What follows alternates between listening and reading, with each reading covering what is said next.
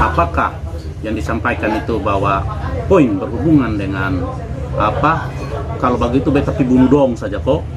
Tadi terdakwa sendiri sudah menyampaikan dia dalam BAP tidak pernah ada, dia tidak pernah menyampaikan itu. Mungkin poin itu saja yang kami perlu sampaikan.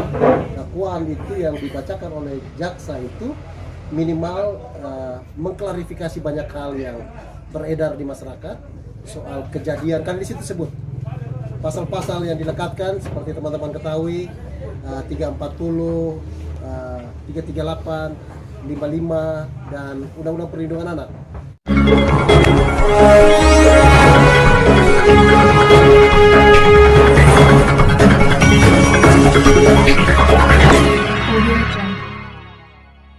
Pemirsa yang budiman, terima kasih telah mengunjungi channel Suara Fakta Hukum. Jangan lupa like, subscribe, dan komentar. Ini dari kuasa hukum bisa menyampaikan sedikit tanggapan terkait sidang hari ini.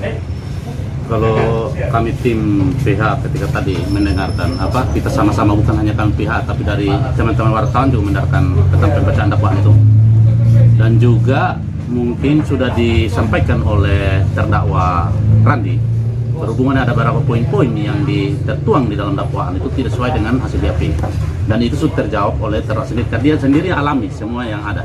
Kami hanya sebatas mendampingi dia, apa yang disampaikannya seperti itu. Dengan menyangkut dengan materi eksepsi itu nanti setelah kami menyusun membacakan dulu baru teman-teman wartawan bisa mengetahui hal itu. Nah, penyampaian kami tentang persoalan tadi pembacaan dakwaan, ya mungkin teman-teman sudah mengikuti daripada apa yang disampaikan oleh terdakwa Randi. Apakah yang disampaikan itu bahwa poin berhubungan dengan kalau begitu beta pi bunuh dong saja kok.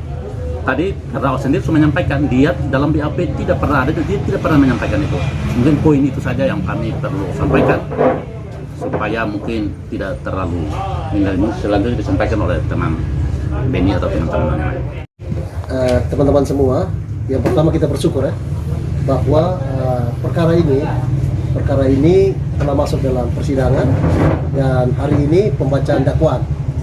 Dakwaan itu yang dibacakan oleh jaksa itu minimal mengklarifikasi banyak hal yang beredar di masyarakat soal kejadian. Kan di situ sebut pasal-pasal yang dilekatkan seperti teman-teman ketahui 340, 338, 55 dan Undang-Undang Perlindungan Anak.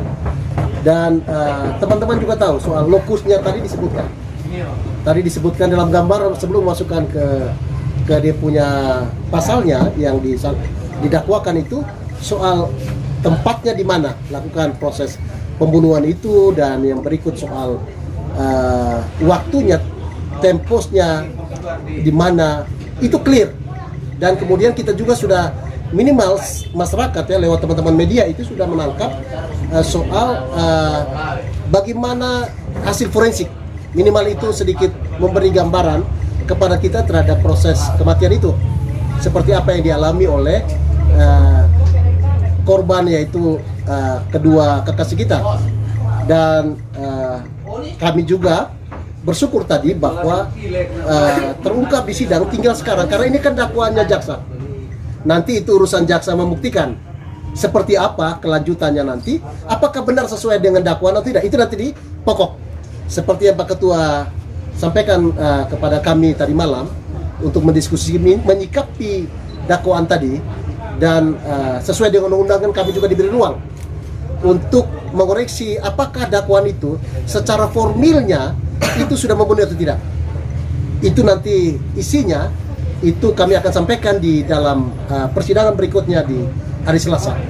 Yang pasti teman-teman, kami bersyukur tadi bahwa ada tanggapan dari Randi langsung bahwa beberapa catatan dari dakwaan itu menurut dia itu tidak benar kalau merujuk kepada BAP-nya dia, karena tidak ada itu.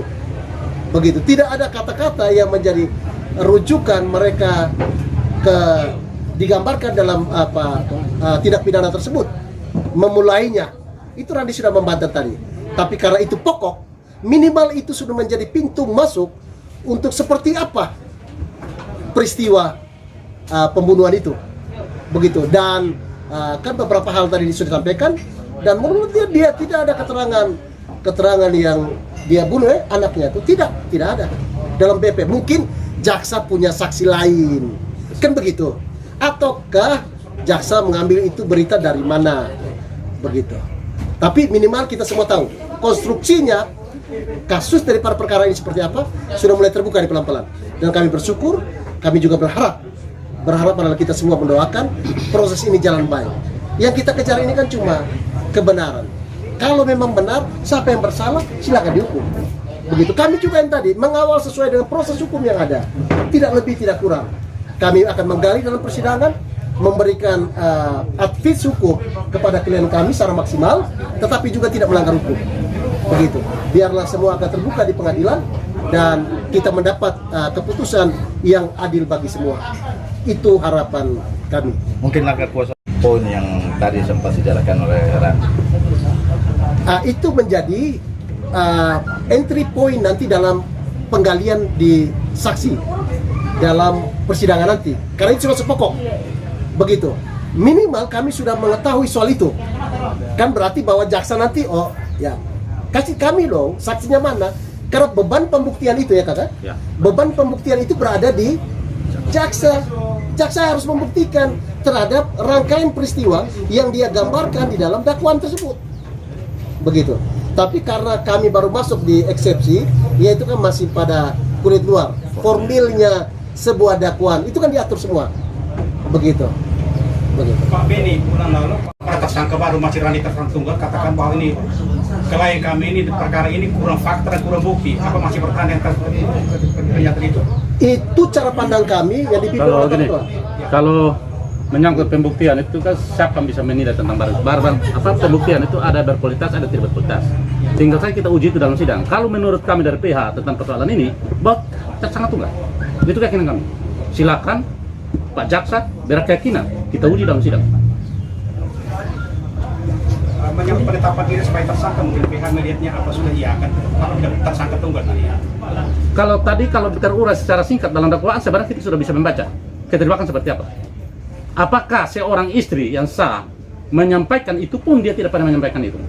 Dia menyampaikan kalau ini menurut daripada ada saksi 2 orang menerangkan bahwa selagi dua masih ada hidup tidak tenang.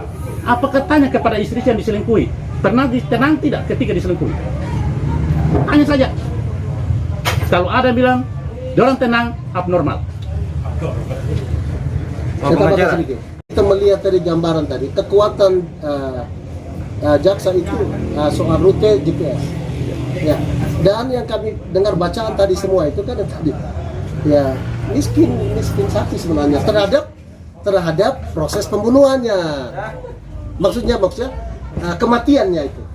Nah, itu siapa yang itu yang dimaksudkan saya. Kematian siapa nih? Kematian kedua adik kekasih kami. Begitu Astrid dan anaknya. Siapa yang lihat waktu itu? Tidak ada. Begitu. Sehingga tadi teman-teman, karena jaksa sudah menggambarkan soal peristiwa pembunuhan yang tadi dibacakan tadi, ya kami berharap dia punya saksi, dia akan membuktikan seperti apa itu. Kan minimal itu. Karena siapa yang mendakwakan, dialah yang membuktikan dalam persidangan. Kami akan menggali soal kebenaran dari para saksi itu dan punya kualitas pembuktian atau tidak, relevansinya terhadap peristiwa ini. Ditambahkan oleh teman. Jadi tambahan sedikit kawan-kawan soal yang tadi disampaikan. Memang ada fakta menarik tadi disampaikan Pak Ketua dan Pak Bentao bahwa ada keberatan disampaikan oleh terdakwa ketika selesai pembacaan dakwaan. Oleh karena terdakwa merasa bahwa hal itu tidak pernah disampaikan dalam BAP. Dan ini sesuatu hal yang sangat substansial. Substansial kenapa? Karena yang namanya surat dakwaan itu, dasar penyusunannya itu mengacu pada BAP. Dia tidak boleh keluar dari BAP. Rohnya dakwaan itu ada pada BAP. Nah, bagaimana mungkin kalau oleh terdakwa tadi membantah bahwa dia tidak pernah memberi keterangan seperti itu, tapi kemudian oleh jaksa menguraikan fakta itu seolah-olah disucapkan atau disampaikan oleh terdakwa, ini juga menjadi sesuatu yang patut kita pertanyakan. Sehingga kita juga akan menelaah ini lebih lanjut. Apakah nanti kita akan fokus dalam eksepsi atau kita akan lebih menggali dalam pokok perkara, tentu akan jadi strategi tim. Tapi paling tidak itu yang kita bisa tambahkan. maka sering terjadi keributan atau percekcokan antara terdakwa dan Irawati Astana Dewa alias Ira. Dan pada saat terjadi keributan atau percekcokan, Irawati Astana Dewa alias Ira sering mengungkapkan kata-kata, "Selama Astri dan Layal masih ada, saya hidup tidak akan tenang." Kemudian dijawab oleh terdakwa dan mengatakan, "Saya pergi bunuh mereka saja kok." Kata-kata tersebut sering dilontarkan setiap ada keributan atau percekcokan antara terdakwa dan Irawati Astana Dewa alias Ira. Oleh karena setiap keributan atau percekcokan yang dibicarakan dan yang dipermasalahkan adalah hal tersebut di atas, maka timbul niat dari terdakwa untuk menghilangkan nyawa Astri Evita Septeni Manafe alias Ate dan anak korban Layal Mekabi. Yang pertama, dalam pertengkaran antara saya dan istri saya, dalam keterangan BAP tidak pernah saya menyampaikan bahwa bahasa-bahasa seperti itu ada di dalam keterangan saya. Apalagi bahasa yang mengatakan bahwa saya pergi bunuh mereka saja kok, itu tidak pernah ada dalam berita acara perkara yang saya sampaikan. Tidak pernah saya mengucapkan bahasa-bahasa seperti itu. Juga suruhan dari istri saya, kata istri saya yang berkata, "Selama masih ada dia, saya tidak akan tenang." Itu tidak pernah ada dalam perkara antara saya bersama istri saya. Itu saja. Yang kedua, dalam BAP juga yang kemarin diambil pihak kepolisian, tidak pernah ada saya menerangkan bahwa saya backup dan melakukan pencegahan terhadap anak Layal Mekabi. Itu saja.